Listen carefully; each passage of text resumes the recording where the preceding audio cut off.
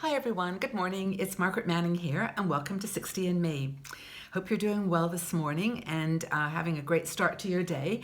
I am having my cup of tea this morning. Where is it? I've got my Earl Grey, amazing grey tea.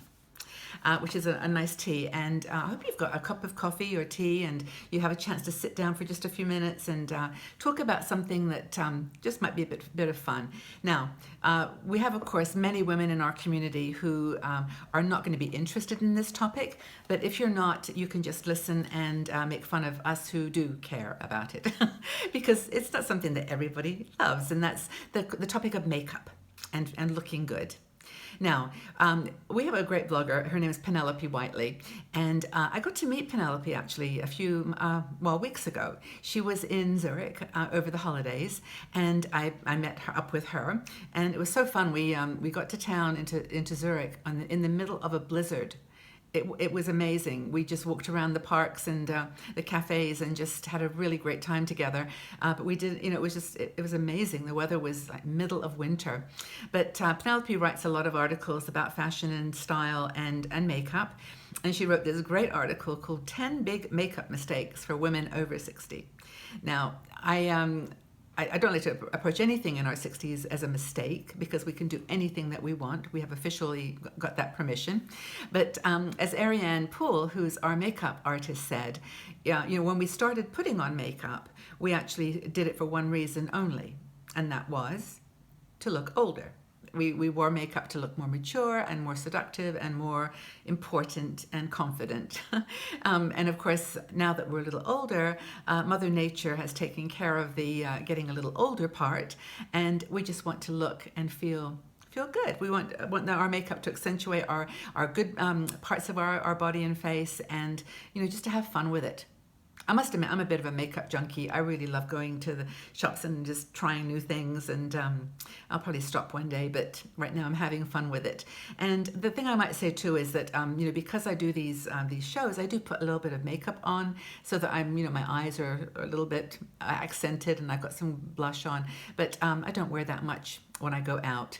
But the reason I mention this is, of course, I'm probably breaking every one of Penelope's rules, but it's just fun to think about things that she suggests we maybe hold back a bit on. Now, the first thing she talks about is wearing too much foundation.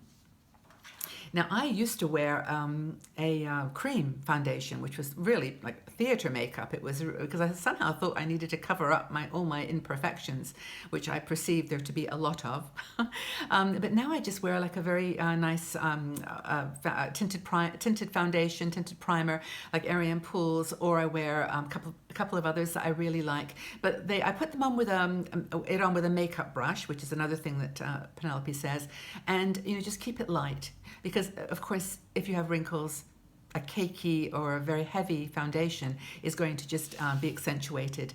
So that's the first rule, is to buy anything that's too thick and creamy will just make you look like you're wearing a mask. So go easy on the foundation, first rule. Also, she says buy a water spray spritzer, those Evian or sprays for your water for your face. Make it feel moist. I sometimes dab a little bit of face oil. Facial oil like rosehip or just a nice face oil, just to make it glow a little bit. The next thing is applying too much concealer under your eyes.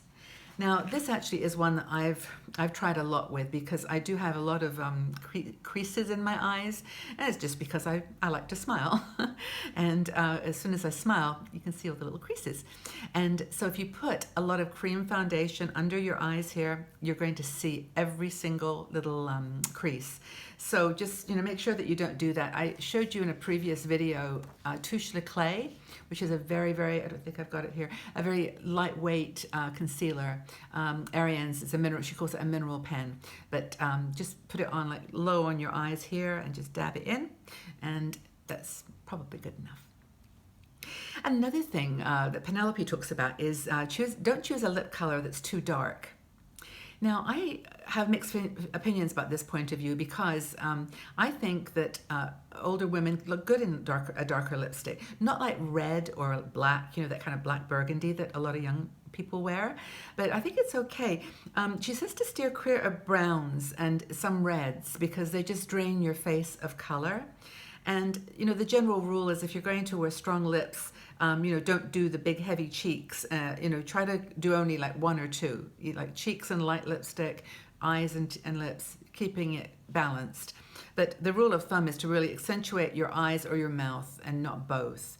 So yes, and if, using a lip liner, I actually do use a lip liner, and I use that because I like it, and also because it holds your lipstick in on your mouth. So that's a really nice thing. So, but she advises against using too dark a lipstick. The next thing she suggests you don't do is finish with powder. So this is one rule I've broken today already, because I always do, because of camera. You know, when you're working on a camera, if you're having a picture taken, or you know, you want to do like a selfie, or like I'm doing a video, do use a bit of powder because it sets the foundation.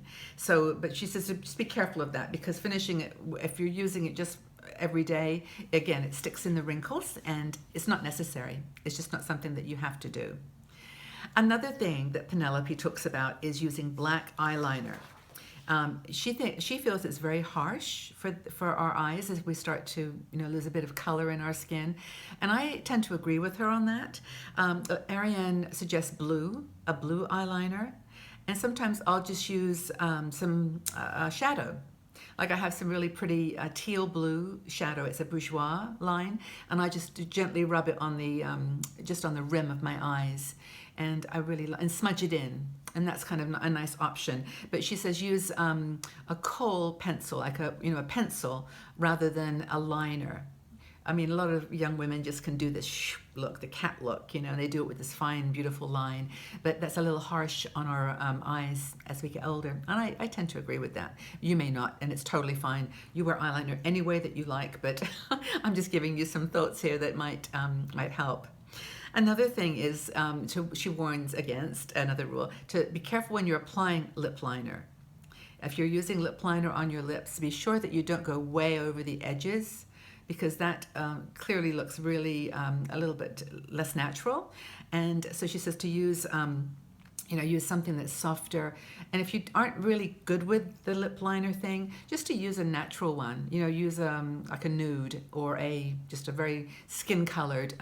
For the same reason I just mentioned, it keeps the lipstick on the lips, but you don't have to accent it.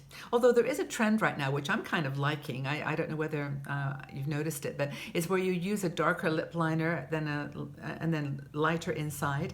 It's an old school thing. We used to do that, I mean, before we knew what we were doing. Not that I do now, but it's really kind of fun. I think it's called ombre or ombre, the technique. But you know, these makeup companies are always looking for cool ways to get us to buy new things. So I think that's another one that you could think about. Another thing that Penelope talks about is putting putting mascara and eyeliner on the top and the bottom lashes.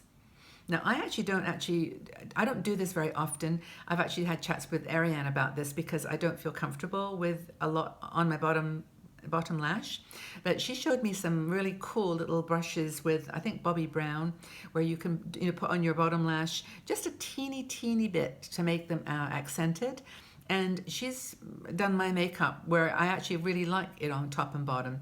But the recommendation from Penelope is to go easy on the mascara on the top and the bottom. I would say that's really true.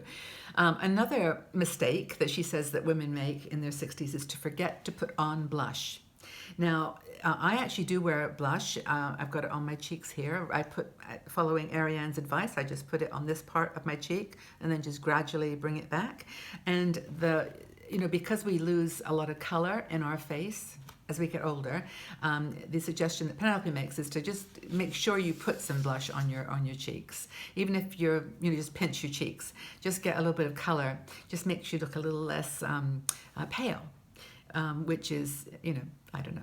I'm saying all this as if it was some kind of a rule, but it's not. It's just an idea. But use blushes to change. Also, get your blush to match the sort of tone of your clothing. So I tend to wear a pink blush when I'm wearing purple or pink or even blue. But when I'm wearing orange or like a brown or peach, then I'll use my NARS, which is a peachy orangey color. So you can play with that.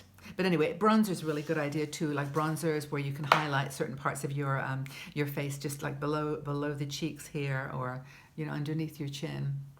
Good ideas. The final thing, oh no, there's two more. The one next thing is to, when you're, not mistake, but thing to be aware of is to use a brush when you're applying your lipstick. I never used to do this. I always used to just take my lipstick, put it on, and do the thing. But now I do use a brush. And I've noticed a big difference because when you rub it in with a brush, it goes into the little creases in the lips. And it does make the color stronger, and it lasts longer. So using a brush for your lips is another suggestion that Penelope makes. And then there's finally an eyebrow tip.